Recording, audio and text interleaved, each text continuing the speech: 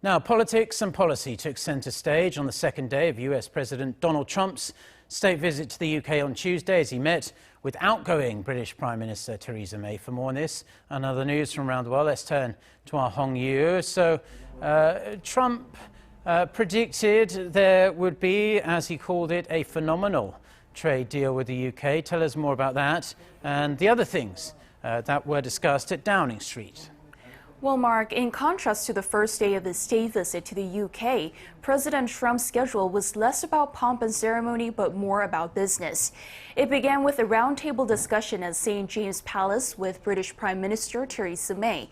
Top of the agenda was trade, to which Trump said he thinks the US and UK will have a very substantial trade deal. The two leaders held a joint news conference later in the day, during which President Trump made remarks about his roundtable with industry and business leaders.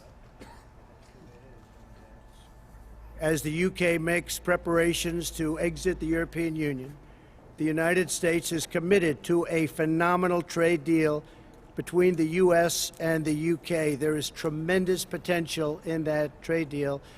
I say probably 2 and even 3 times of what we're doing right now. Tremendous potential.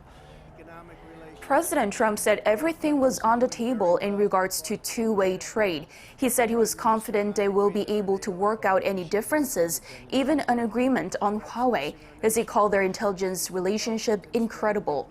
The UK is considering allowing only secondary equipment made by Huawei to be used for its 5G wireless network. But they did have differing views on issues such as climate change and Iran.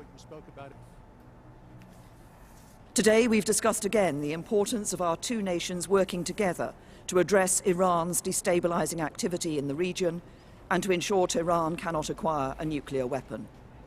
Although we differ on the means of achieving that, as I've said before, the UK continues to stand by the nuclear deal. It is clear that we both want to reach the same goal. It is important that Iran meets its obligations, and we do everything to avoid escalation, which is in no one's interest.